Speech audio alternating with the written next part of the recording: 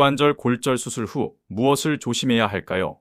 안녕하세요. 경희다복 한의원입니다. 오늘은 고관절 골절로 수술을 받으신 분과 곁에서 돌보시는 가족분들께 수술 이후에 어떤 일들이 생길 수 있는지 차분히 정리해 드리려고 합니다. 수술이 잘 끝났다는 말을 들으면 이제 다 끝났다고 생각하기 쉽습니다. 그런데 고관절 골절은 수술 그 자체보다 수술이 끝난 뒤의 시간이 더 중요한 경우가 많습니다.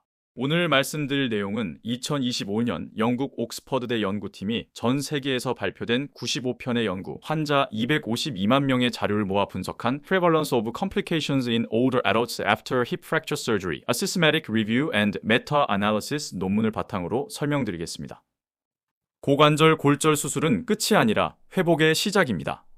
고관절은 골반뼈와 허벅지뼈가 만나는 우리 몸에서 체중을 가장 많이 받는 관절입니다. 이 부위가 부러지면 서는 것도 돌아 눕는 것도 어려워지기 때문에 대부분 수술로 뼈를 고정하거나 인공관절로 바꾸는 치료를 하게 됩니다. 수술을 되도록 빨리 하는 이유도 여기에 있습니다. 누워 계시는 시간이 길어질수록 몸 전체에 부담이 쌓여 후유증 발생률이 높아지기 때문입니다. 수술 후 문제가 생기는 이유는 크게 세 가지입니다. 첫째, 움직이지 못하는 시간이 길어지면서 폐와 방광, 혈관에 부담이 갑니다. 둘째, 수술 자체가 출혈과 마취라는 부담을 남깁니다. 셋째, 원래 가지고 계시던 지병이 이 시기에 악화될 수 있습니다. 그래서 수술은 회복을 위한 첫걸음이고 또 다른 시작입니다. 수술 후 생길 수 있는 문제는 크게 두 갈래로 나눠서 보시면 이해가 쉽습니다. 첫 번째는 수술한 부위에서 생기는 문제입니다. 다시 수술을 받게 되는 경우 수술 부위 감염, 인공관절이 빠지는 탈구, 고정한 나사나 금속판이 버티지 못하는 경우, 그리고 인공물 주변에 다시 골절이 생기는 경우가 여기에 들어갑니다. 두 번째는 몸 전체에서 생기는 문제입니다. 수혈이 필요할 만큼의 빈혈, 요로감염, 폐렴 같은 하기도 감염, 다리 혈관이 막히는 혈전, 그리고 심근경색이나 뇌졸중, 급성 장기 손상이 여기에 해당합니다. 먼저 몸 전체에서 생기는 문제입니다. 수술 후 30일을 기준으로 한 숫자입니다. 가장 눈에 띄는 것은 수혈입니다. 25.55%. 그러니까 4분 중 1분 정도가 수혈을 받았습니다. 고관절 골절은 부러지는 순간부터 뼈 주변으로 상당한 출혈이 생기고 수술 중에도 많은 피를 흘리게 됩니다. 그 다음이 감염입니다. 요로 감염이 7.01%로 100명 중 7명, 폐렴 같은 하기도 감염이 4.08%입니다. 이 두 가지는 공통점이 있습니다. 오래 누워 계실수록 늘어난다는 점입니다.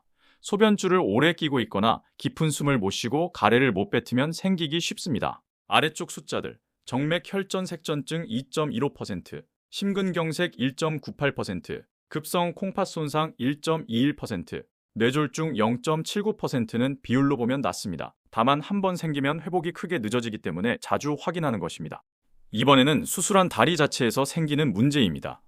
파란색 막대는 수술 후 30일 기준입니다. 어떤 이유로든 다시 수술을 받은 경우가 2.31%, 수술 부위 감염이 1.69%였습니다. 이 중에서 겉의 피부에 그친 것이 아니라 깊은 부위까지 번진 감염이 0.98%입니다. 붉은색 막대는 1년 기준입니다. 인공물 주변에 다시 골절이 생긴 경우가 2.23%, 고정한 금속이 버티지 못한 경우가 1.77%, 인공관절이 빠진 탈구가 1.11%였습니다. 여기서 보실 점이 있습니다. 이 세 가지는 병원에 계실 때가 아니라 대부분 퇴원하신 뒤에 생깁니다. 집에서 다시 넘어지지 않는 것이 그래서 중요합니다. 재수술 이야기를 조금 더 자세히 드리겠습니다.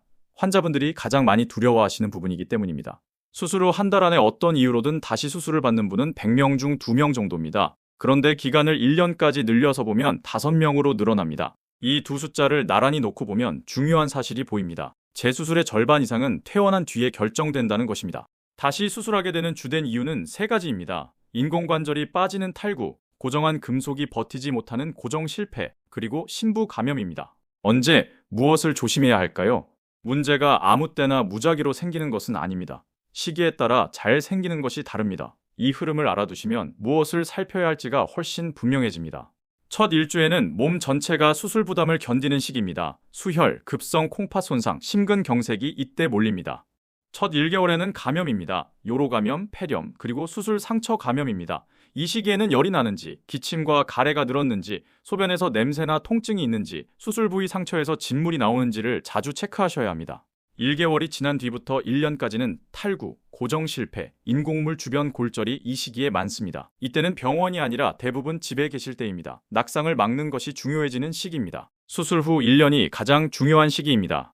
조금 무거운 숫자를 하나 말씀드리겠습니다. 하지만 꼭 필요한 이야기라서 짚고 가겠습니다. 이 연구에서 수술 후 30일 안에 세상을 떠난 분은 6.19%, 1년 안에는 21.8%였습니다. 이 숫자를 보시고 놀라실 수 있습니다. 그래서 두 가지를 꼭 함께 말씀드리고 싶습니다. 첫째, 이 숫자는 60세 이상, 대부분 이미 여러 지병을 가지고 계신 분들의 평균입니다. 지금 회복 중이신 분의 예후를 그대로 말해주는 숫자가 아닙니다. 둘째, 이런 결과는 골절 그 자체보다 그 뒤에 이어지는 감염과 심장 문제, 그리고 오래 누워있는 상태가 겹치면서 생깁니다. 뒤집어 말하면 이렇습니다. 앞에서 본 문제들을 하나씩 막아나가는 일이 곧 후유증 발생을 낮추는 일입니다. 그래서 저는 이 시기를 혼자 버티지 마시라고 말씀드립니다. 첫 1년은 환자분과 가족이 함께 지켜보는 기간입니다. 회복을 위해 함께 하실 수 있는 일.